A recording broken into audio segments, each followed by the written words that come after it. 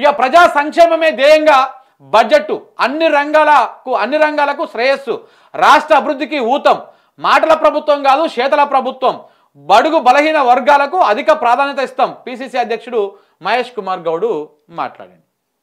మహేష్ కుమార్ గౌడ్ గారు ఏమంటారు, అద్భుతంగా ఉంది బడ్జెట్, ఇది మాటల ప్రభుత్వం కాదు చేతల ప్రభుత్వం, అద్భుతంగా పేదల కోసమే మా బడ్జెట్ పెట్టారని చెప్తా ఉన్నాడు. మరి ఆ పేదలు ఏందో కథ ఏందో చూడాలి.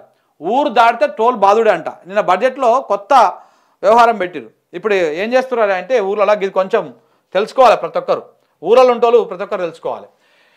ఈ గ్రామాలకు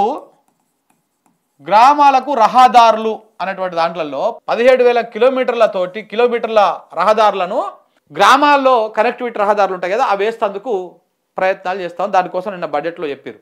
అయితే ఇందులో 40% ఏమో గవర్నమెంట్ నిధులు, 60% ఏమో ప్రైవేటు వాడి నిధులు, అంటే కాంట్రాక్టర్లు. దీంతో ఈ రోడ్లు నిర్మిస్తారంట.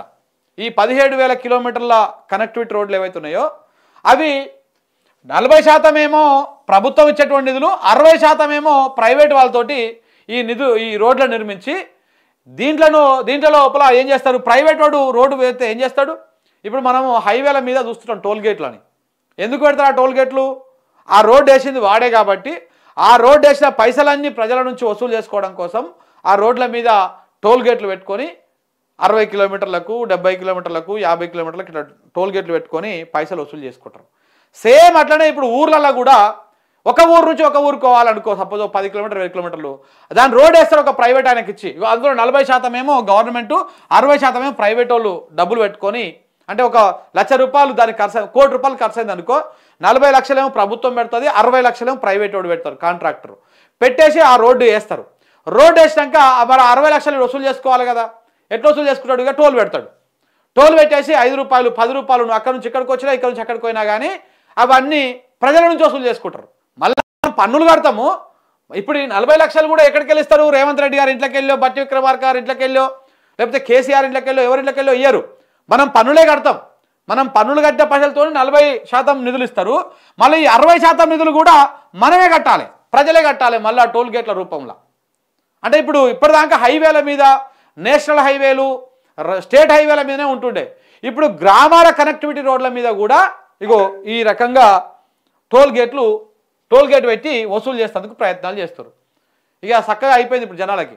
అంటే ఇండైరెక్ట్గా ఏంది, మన ఊర్లకు ఉన్నటువంటి రోడ్లను కూడా ప్రైవేటీకరణ చేస్తున్నాడు మన ముఖ్యమంత్రి గారు.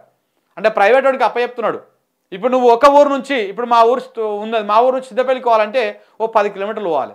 10 కిలోమీటర్లు పోవాలంటే మధ్యలో ఏమో హర్జనాపురం కానో లేకపోతే గౌరవం కానో టోల్ గేట్ పెడతాడు. టోల్ గేట్ పెట్టేసి ఆడ అడ్డం పెట్టేసి ఆ నుంచి ఇక్కడ నుంచి అక్కడికి పోవాలన్నా కట్టాలి పైసలు, అక్కడ నుంచి ఇక్కడికి రావాలన్నా కట్టాలి. సరిపోతుంది అన్నమాట. ప్రజల నుంచి వసూలు చేసుకోవాలి ఏదో ఒక పని మీద. ఇప్పుడు ఇవాళ రేపు చిన్న పనులకు కూడా మార్కెట్ కంటే పక్కనటువంటి మండలానికో లేకపోతే చిన్న టౌన్కో పోయి తెచ్చుకుంటారు సామాన్లు. అక్కడ పోయి తెచ్చుకుంటారంటే అక్కడ అట్లా ఈ రకంగా ఏం చేస్తూ ఉన్నారు, ఇప్పుడు టోల్ గేట్ పెడుతున్నారు ఊళ్ళల్లో. ఇక ఊళ్ళో టోల్ గేట్ పెట్టి ఇక వసూలు చేసుకునే కార్యక్రమం చేస్తున్నారు అన్నమాట. ఇంత దుర్మార్గంగా ఉన్నది ప్రభుత్వం.